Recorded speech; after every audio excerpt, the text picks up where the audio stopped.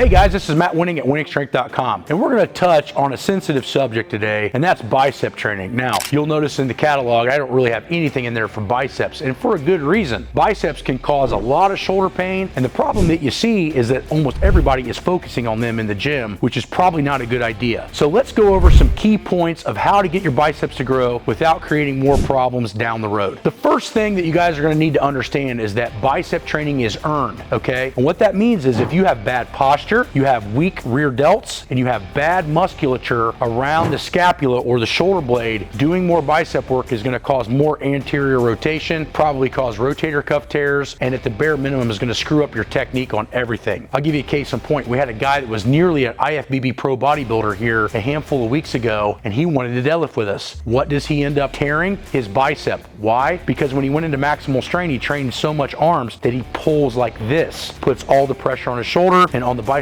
tendon and tears it up. So the point is that when you train biceps, you have to be very, very careful if you're doing compound movements like deadlifting, squatting, etc., that you're not causing more damage. So I'm going to show you my top 3 or 4 exercises that I like to do for biceps that don't seem to cause a lot of problems down the road. The first one is what I call, and it is called a Poloquin Curl. So we start with our body hammer grip, come all the way down until it touches, turn it, and then lift it.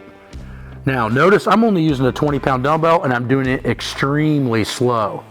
If I want my bicep to grow, the first thing I want to do is take out any yanking to protect it, and I also want to go insanely slow to make sure that the tendon and all that other stuff is heavily protected. But a lot of your arm size is going to come from the brachioradialis, and that's the muscle that's being attacked on the eccentric. But in this position, with this much isolation, I can train my bicep and not cause too much shoulder pain. The next one is an elbow restricted isolation curl.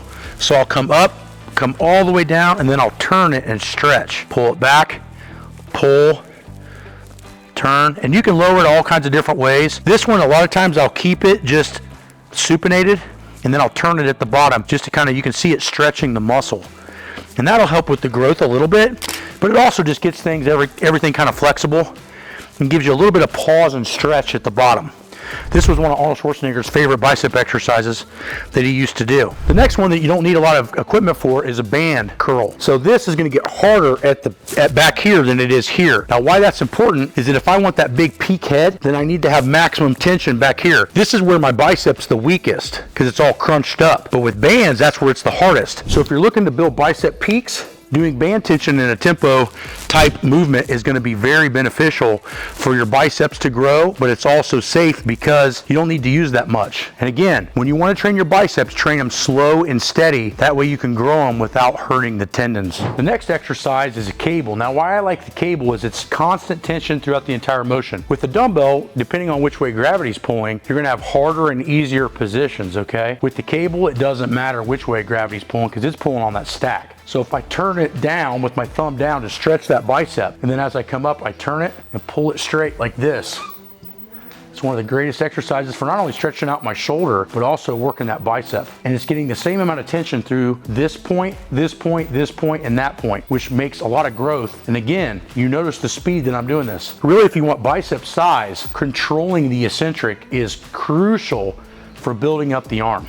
So, in closing, if you've learned anything about this video, train the biceps methodically, slowly, and use a lot of different exercises with a lot of different angles and a lot of different types of resistances. You notice we used dumbbells, bands, and cable machines. That is going to elicit a different environment with different amounts of tension at different points, building the bicep a little safer. I'm going to give you guys some key tips. A lot of my good friends, like Stan Efferding and Flex Wheeler, Flex Wheeler being one of the best bodybuilders to ever live, said that he never got any bigger or thicker in the arms or any other muscle group than doing sets of 20. This means if you're doing 20 reps that it's a lot of repetitions and it's a lot of time under tension, but he also did it methodically for 20, which makes the timeline really, really long, but it also restricts the amount of weight that you can get. So my point being is he said that his arms got up to 22.5 inches and never used more than a 30-pound dumbbell. So for you guys with small arms trying to curl like 225, all you're doing is more damage than you are good. Slow it down, do everything perfect, and then increase your time under tension and watch your biceps grow without tearing up your shoulders.